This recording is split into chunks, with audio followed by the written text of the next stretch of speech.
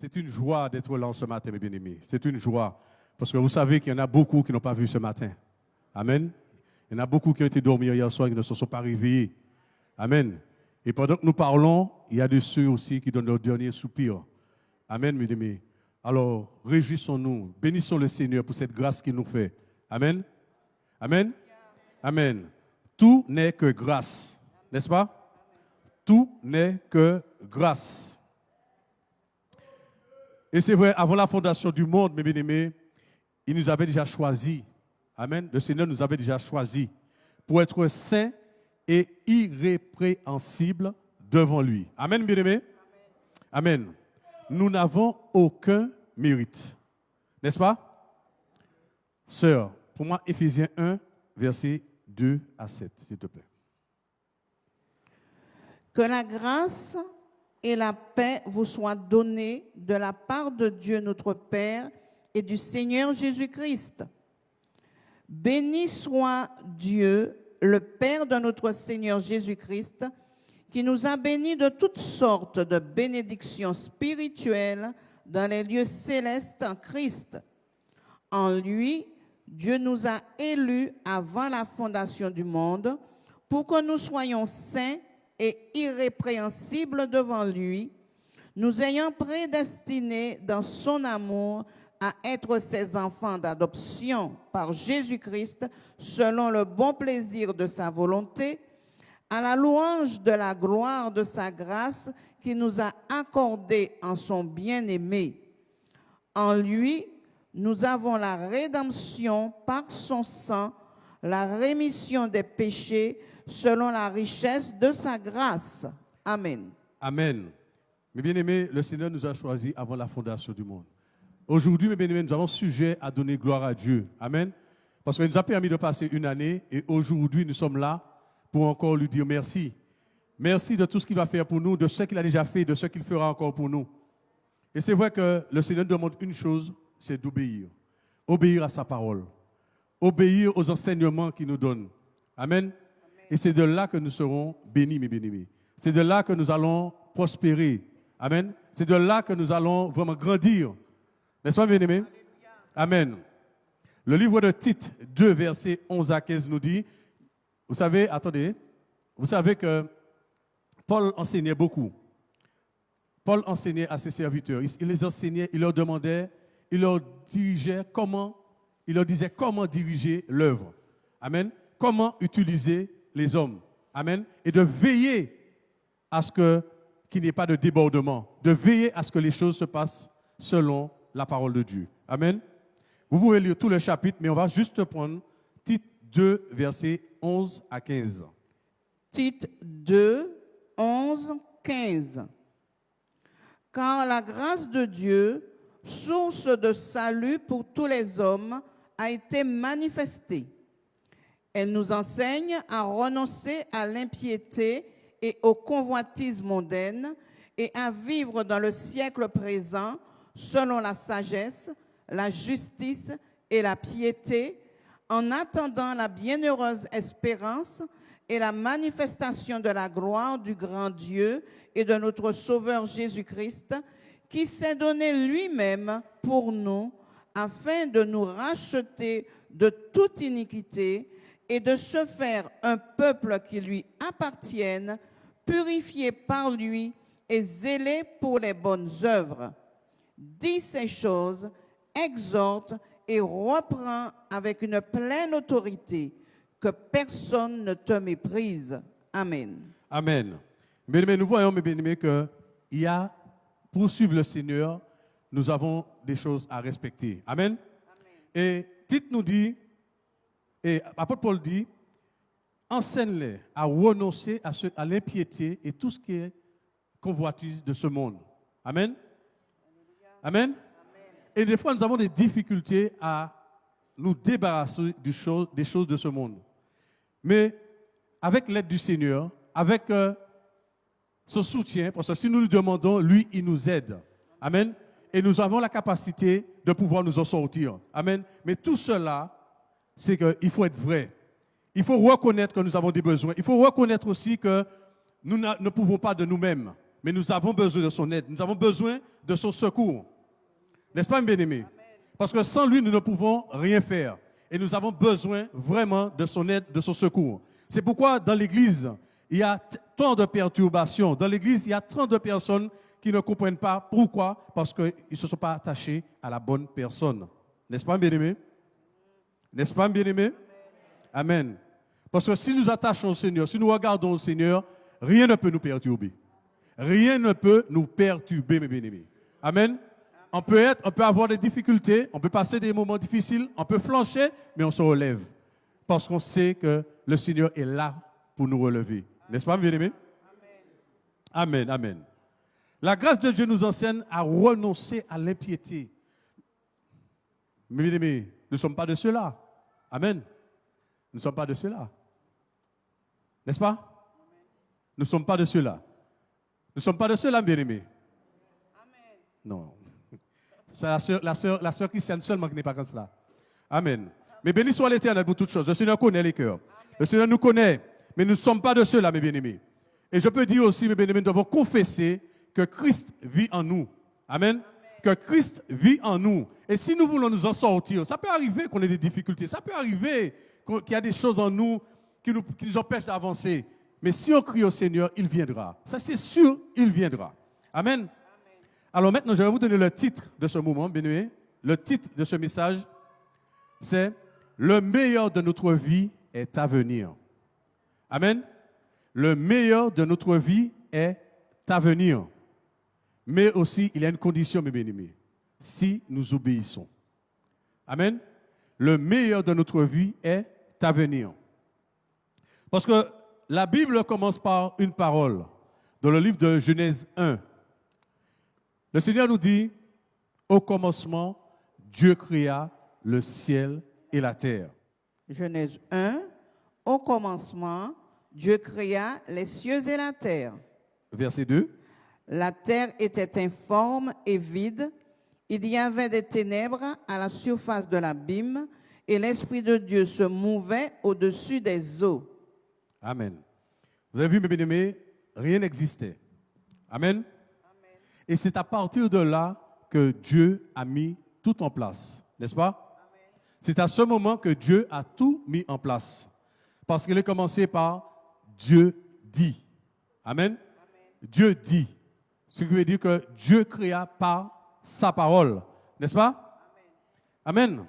Et lors de ce premier chapitre où Dieu a créé le monde, il a créé les choses, il a mis tout en place, j'ai regardé combien de fois il était écrit le mot Dieu dit. Amen. Dieu dit est employé une dizaine de fois. Amen. Dieu dit est employé une dizaine de fois. Ce qui veut dire, mes bien-aimés, que tout ce que Dieu a créé, c'est par sa parole. Amen. Et c'est pourquoi nous avons la parole de Dieu en nous, n'est-ce pas? La parole de Dieu en nous. Nous l'avons, n'est-ce pas, mes bien-aimés?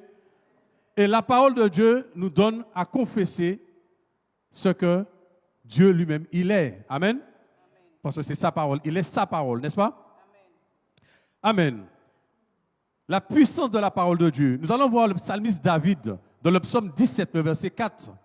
Il disait comment il était, comment son cœur était, comment lui-même il était. Amen. Psaume 17, 2 à 4. Que ma justice paraisse devant ta face, que tes yeux contemplent mon intégrité. Si tu sondes mon cœur, si tu le visites la nuit, si tu m'éprouves, tu ne trouveras rien. Ma pensée n'est que autre que ce qui sort de ma bouche. À la vue des actions des hommes fidèles à la parole de tes lèvres, je me tiens en garde contre la voix des violents. Amen. Amen.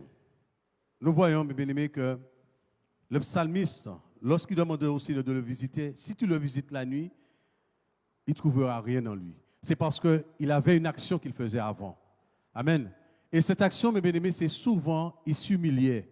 Amen. Parce qu'il savait que l'homme, il est pécheur. Il savait que tout n'était pas pur en lui. Mais avant de passer sa nuit, il criait à Dieu. Amen.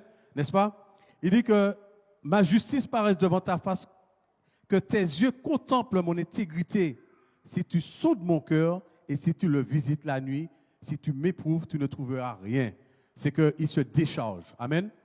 Amen. Et bien aimés, nous devons nous décharger au pied du Seigneur. Et souvent, il nous arrive de garder des choses en nous qui nous créent des problèmes. Amen. Et lorsque nous entrons dans ces phases, lorsque nous entrons dans ces difficultés, automatiquement, notre relation n'est plus la même avec le Seigneur. N'est-ce pas, bien aimés? Vous êtes d'accord, bien aimés? Amen.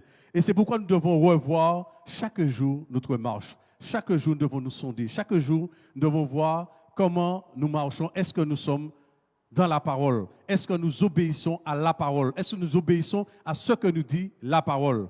Amen. Parce que Dieu lui-même, il est sa parole. Amen. Et nous devons nous conformer à sa parole. N'est-ce pas? Et si nous restons dans la parole, si nous restons attachés au Seigneur bien-aimé, nous pourrons surmonter quelles que soient les preuves que nous avons dans cette vie. Amen. Et c'est vrai, le psalmiste dit, mes pas sont fermes dans tes sentiers, mes pieds ne chancellent point. Mes pas sont fermes dans tes sentiers. Amen. C'est qu'il a choisi la voie étroite, le chemin étroit. Amen. Et ce chemin étroit-là lui donne à ne pas s'écarter. Amen. À rester dans les voies, rester dans les pas du Seigneur. N'est-ce pas, bien-aimés? Et c'est ce que nous avons besoin, mes bien-aimés, de plus en plus, de reconsidérer nos voies, de revoir si nous sommes sur la bonne voie, de revoir si nous marchons dans la voie qui nous est tracée, la voie que le Seigneur Jésus nous a tracée. Amen. Et le psaume 36, le psaume 33, pardon, le verset 6 me dit, je lis, « Les cieux ont été faits par la parole de l'Éternel et toute leur armée par le souffle de sa bouche. » Amen. Tout a été créé par la parole de l'Éternel. Amen. Et cette parole est très importante dans nos vies aujourd'hui. Amen. Et nous sommes aussi, si nous sommes attachés à cette parole, ce que nous disons s'accomplit. Amen. Parce que nous avons cette assurance que Christ en nous, amen, nous avons une assurance, nous avons cette foi, nous avons cette force, nous avons cette puissance. Amen. Parce que nous allons pour le meilleur. Amen. Nous voulons sortir de tout ce qui ne le glorifie pas pour pouvoir avancer. Bien-aimés, lorsque Dieu a créé le monde, lorsque, nous allons voir une deuxième partie, lorsque Dieu a créé Adam, Adam était parfait, n'est-ce pas? Amen. Adam était parfait. À part Jésus, le seul homme sur cette terre qui a été parfait, c'est Adam. N'est-ce pas, bien-aimés? Vous êtes d'accord avec moi, bien-aimés? Oui. Adam, il était parfait. Et le Seigneur lui a donné une responsabilité. La responsabilité, c'est le jardin d'Éden. De cultiver le jardin et de le garder. Amen. La responsabilité de cultiver et de garder ce jardin. N'est-ce pas, bien-aimé? Amen. Le Seigneur a fait une alliance avec lui. Et cette alliance, il avait autorité sur tout ce qui était sur la terre. N'est-ce pas? Amen. Amen. Mais vous savez, bien-aimé, l'homme n'a pas pu garder cette autorité. Amen. Le péché est venu créer la confusion. N'est-ce pas, bien-aimé? Parce que le Seigneur, nous allons voir avant, regarde dans Genèse 2, verset 15-17, ma soeur. Genèse 2, 15-17. L'Éternel prit l'homme et le plaça dans le jardin d'Éden pour le cultiver et pour le garder. L'Éternel Dieu donna cet ordre à l'homme. Tu pourras manger de tous les arbres du jardin, mais tu ne mangeras pas de l'arbre de la connaissance du bien et du mal, car le jour où tu en mangeras, tu mourras. Amen. Amen. Vous avez vu, bien-aimé, le Seigneur l'a béni, le Seigneur lui a donné une responsabilité, mais aussi le Seigneur lui a donné une mise en garde. Amen. Est-ce que ce Dieu a changé, bien-aimé? Amen. Il n'a pas changé. Il est toujours le même. Et cette mise en garde, il a enfreint. Et cette mise en garde, mes bien-aimés, elle a coûté très cher. Pas cette mise en garde.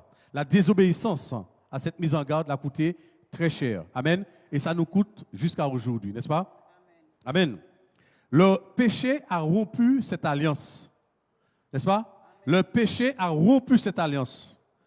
Et dans Genèse 3, verset 6, Genèse 3, verset 6.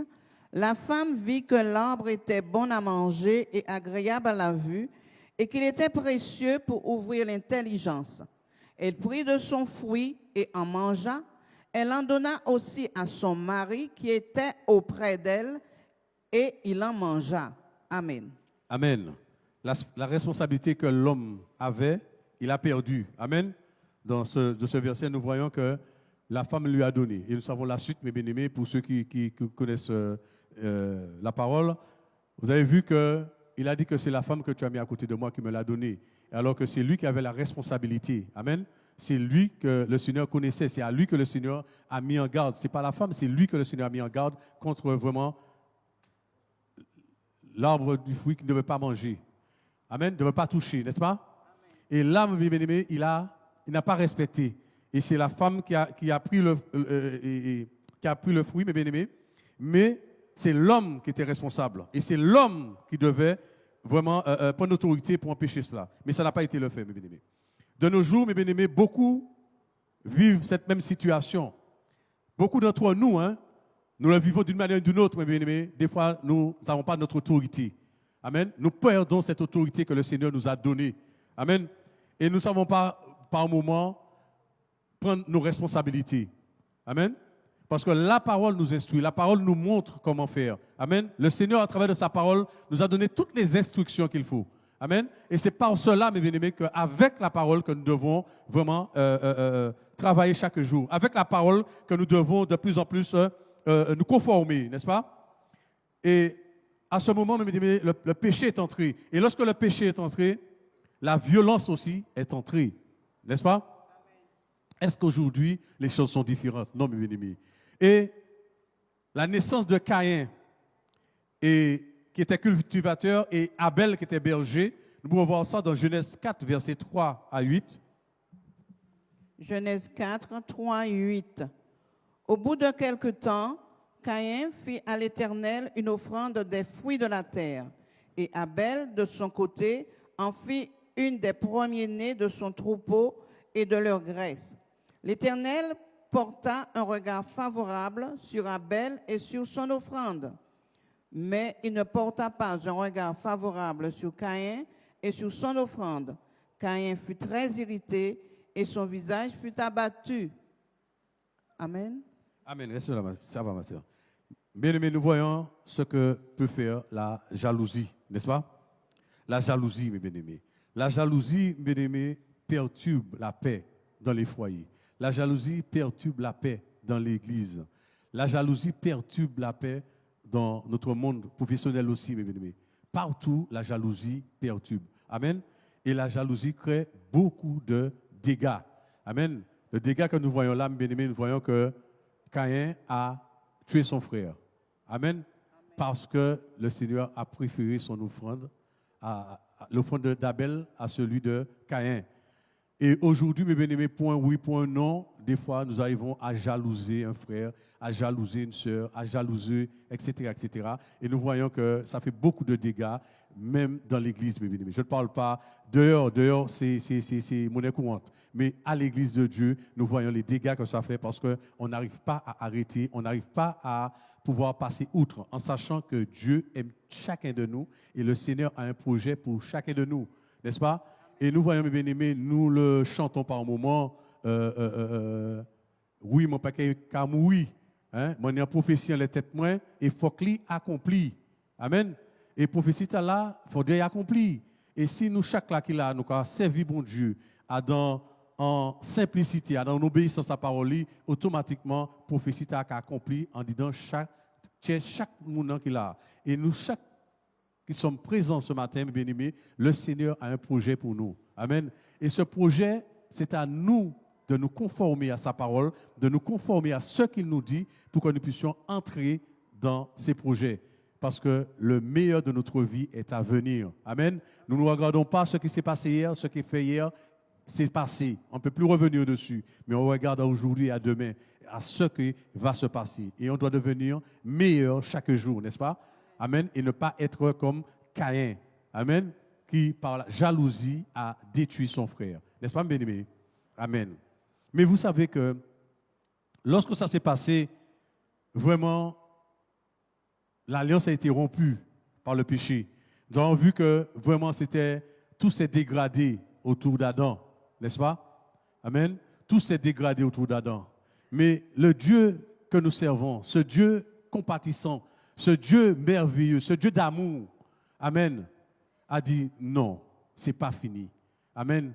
Il a donné un nouvel espoir à Adam.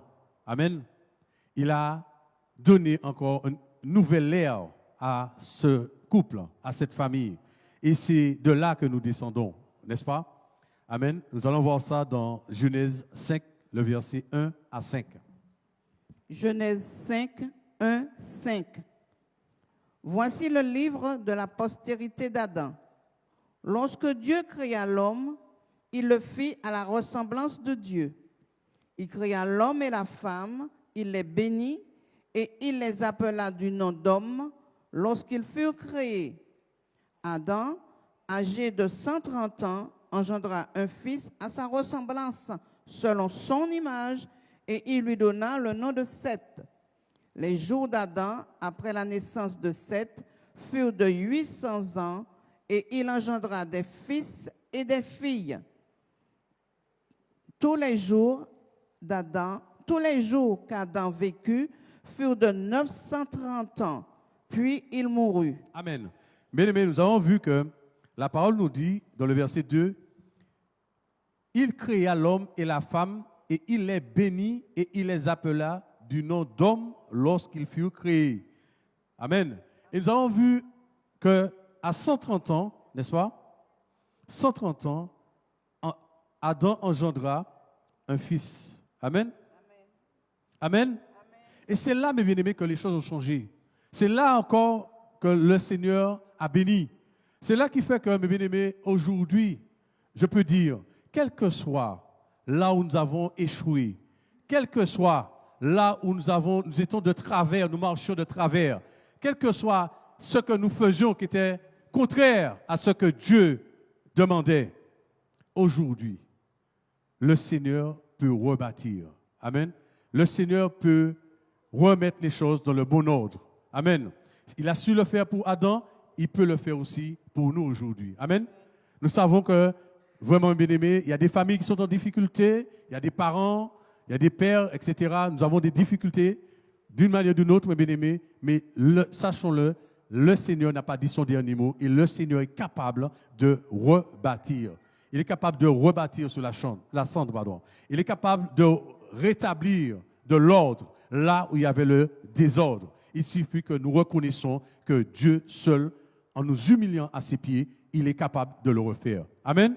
Il est capable de rétablir. Il est capable, il n'y a rien qui lui est impossible, mes bien-aimés. Et aujourd'hui, à l'aube où vraiment des festivités qui doivent venir, où les gens vont se défouler, les gens vont faire toutes sortes de trucs qui sont contraires à son abomination.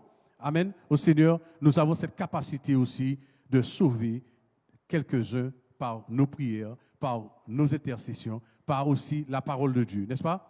Amen. Amen. Et c'est pourquoi, mes bien-aimés, je dis que nous, c'est par grâce. Le Seigneur a tout fait pour nous et nous sommes vraiment des êtres bénis. Amen. Et nous devons avoir cette assurance que nous sommes bénis.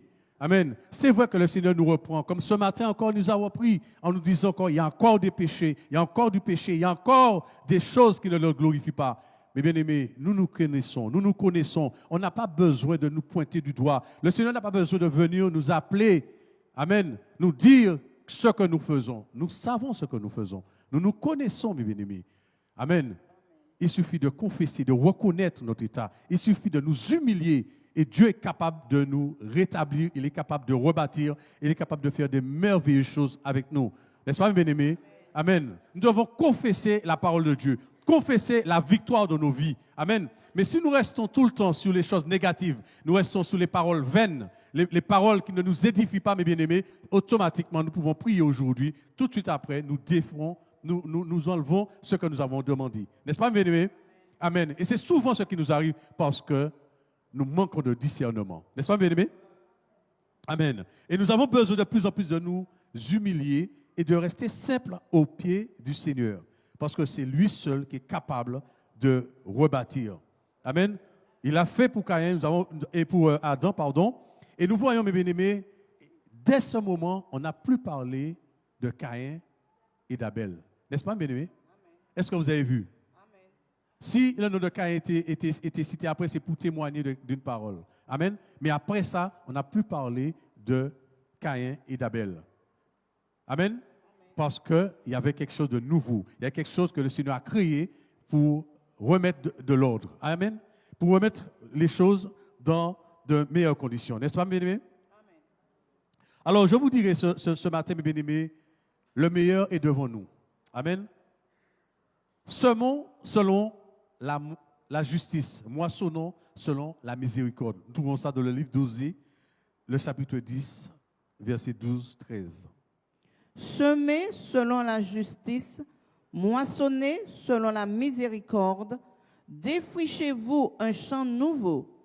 Il est temps de chercher l'Éternel jusqu'à ce qu'il vienne et répande pour vous la justice. Vous avez cultivé le mal, moissonné l'iniquité. Amen, amen. Le reste, vous pouvez lire après. Amen. Bien-aimés, il y a une chose qui est claire, c'est que le Seigneur, il n'abandonne que de ceux qui lui font confiance. Si nous faisons confiance au Seigneur, il ne nous abandonne pas. Et même des fois, lorsque nous sommes fidèles, nous savons que lui reste fidèle. Mais si nous lui faisons confiance, le Seigneur agit pour nous. Si nous semons, automatiquement, bien aimés, nous allons récolter, n'est-ce pas? Nous allons récolter. Parce que Dieu n'est pas un Dieu pour mentir. Et nous savons, mes bien-aimés, que lorsqu'on demande quelque chose au Seigneur, le Seigneur, peut-être qu'il peut ne pas répondre tout de suite, mais il répond toujours. Amen. Il répond. Et je peux vous dire que le Seigneur répond. Et au moment où nous ne nous y attendons pas, ou au moment où nous nous y attendons le moins, mes bien-aimés, le Seigneur répond. Amen. Mes bien-aimés, gardons la foi, gardons notre assurance en Jésus, en sachant que le Seigneur va opérer ce qu'il a dit dans nos vies. Amen. Le Seigneur a dit, crois au Seigneur Jésus, tu seras sauvé, toi et ta famille. C'est sa parole. C'est lui qui l'a dit. Il le fera. Son temps n'est pas ton temps, mais simplement crois à ce qu'il a dit. Amen. Dieu travaille de différentes manières. Amen. Ne nous sous-estimons pas, mes bien-aimés. Amen. Gardons les yeux fixés sur le Seigneur. Ne nous méprisons pas. Aimons-nous les uns les autres. Accordons-nous l'un avec l'autre. Et nous verrons comment le Seigneur va opérer dans nos cœurs. Il y a quelque chose qui est merveilleux aussi. C'est lorsqu'on témoigne du Seigneur Jésus. Amen. Lorsqu'on garde les fondements, lorsqu'on reste dans les fondements, lorsqu'on reste dans ce que Dieu a créé. Amen. Il y a une histoire dans la Bible qui est très importante. Nous triomphons lorsque nous persévérons. Amen. Je vais vous dire, mes bien-aimés. Il y a Isaac. Son père avait creusé des puits. Amen. Mais les Philistins, à la mort d'Abraham, les Philistins l'ont bouché avec de la poussière. N'est-ce pas? Amen. Et ce que Isaac a fait, il n'a pas, la parole nous dit qu'il n'a pas creusé, mais il a creusé. Et il a creusé au même endroit que son père avait creusé. Amen. Il a creusé au même endroit que son père avait creusé. Prenons notre Bible dans le livre de Genèse 26, à partir du verset 15. Tous les puits qu'avaient creusés les serviteurs de son père, du temps d'Abraham, son père, les Philistins les comblèrent et les remplirent de poussière. Et Abimelech dit à Isaac, « Va-t'en de chez nous, car tu es beaucoup plus puissant que nous. » Isaac partit de là et campa dans la vallée de Guérar, où il s'établit. Isaac creusa de nouveau les puits d'eau qu'on avait creusés du temps d'Abraham, son père, et qu'avaient comblés les Philistins après la mort d'Abraham. et il leur donna les mêmes noms que son père leur avait donnés. Les serviteurs d'Isaac creusèrent encore dans la vallée et y trouvèrent une puits d'eau vive. Les bergers de Guérar querellèrent les bergers d'Isaac en disant, « L'eau est à nous. » Et il donna au puits le nom d'Ézec parce qu'ils s'étaient disputés avec lui. Ses serviteurs creusèrent un autre puits au sujet duquel on chercha aussi une querelle et il l'appela Sitna. Il se transporta de là et creusa un autre puits pour lequel on ne chercha pas querelle. Et il l'appela Rehoboth, car dit-il, l'Éternel nous a maintenant mis au large et nous prospérerons dans le pays. Amen. Ça s'arrête là. Amen. Mais vous avez vu que lui, Isaac, il creusa au même endroit que son père. Amen. Qui veut dire que sous les mêmes fondements, n'est-ce pas? N'est-ce pas, mes bien-aimés? Ça vous rappelle quoi, mes bien-aimés? Amen. Prenons 1 Corinthiens 3, verset 10-11. Selon la grâce de Dieu qui m'a été donnée, j'ai posé le fondement comme un sage architecte et un autre bâti dessus. Mais que chacun prenne garde à la manière dont il bâtit dessus. Car personne ne peut poser un autre fondement que celui qui a été posé, savoir Jésus-Christ. Amen. Amen. Personne ne peut poser notre fondement que celui de Jésus-Christ. Amen.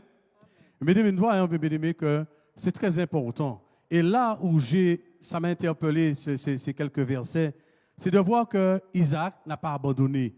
Malgré que les bergers, les querellaient, amen, il a donné le premier nom au puits.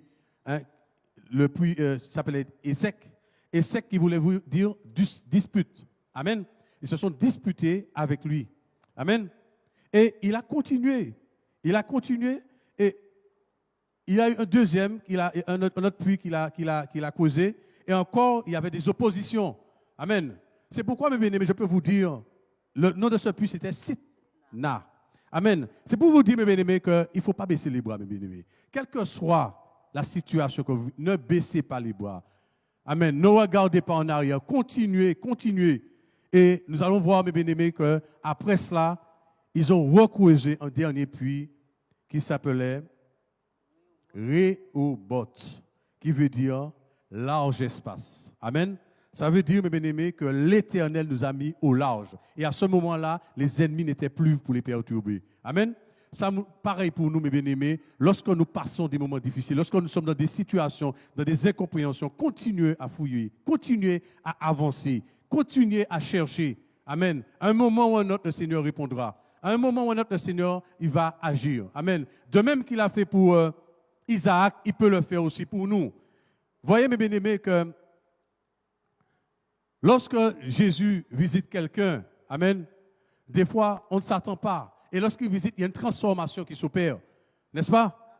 Il y a des transformations qui s'opèrent. Lorsque Jésus est venu vers la Samaritaine, elle ne pensait pas que Jésus allait lui dire tout ce qu'elle avait, elle vivait, tout ce qu'elle savait, tout ce qu'elle faisait. Amen. Parce qu'elle a dit, venez voir un homme qui m'a dit tout ce que je faisais. Amen. La puissance de révélation. Amen. Nous voyons que Jésus s'est révélé à la Samaritaine. N'est-ce pas, mes bien-aimés? Et aujourd'hui, mes bien-aimés, le Seigneur peut de même se révéler à nous. Et si nous ne baissons pas les bras, si nous persévérons, si nous restons comme Isaac, mes bien-aimés, nous aurons la victoire. Et la victoire, elle est déjà là. La victoire, nous sommes déjà dedans. Amen. Et c'est pourquoi, mes bien-aimés, le meilleur de notre vie est à venir. Amen. Et si nous avons cette foi en Jésus, nous pouvons dire que je ne mourrai pas, je vivrai et je raconterai les œuvres de l'Éternel. Amen. Nous savons que Christ avec nous, si le Seigneur est avec nous, personne ne peut s'opposer. Amen, bien-aimés. Ceux qui sèment avec larmes, moissonneront avec chant d'allégresse. Amen. Cette année, mes bien-aimés, c'est une année de décision. C'est une année où nous devons nous positionner. Amen. C'est une année où nous devons savoir qui nous voulons suivre. Amen. Disons comme Josué, moi et ma maison, nous servirons l'Éternel. Amen. Et en sachant que si nous servons l'Éternel, l'Éternel nous accompagne dans tout ce que nous faisons. Amen. Soyez bénis, mes bien-aimés. Je n'ai pas plus loin avec vous, mais sachez aujourd'hui que Jésus nous aime. Jésus veut notre victoire. Jésus veut la victoire de nous, pour nos familles, pour nos proches.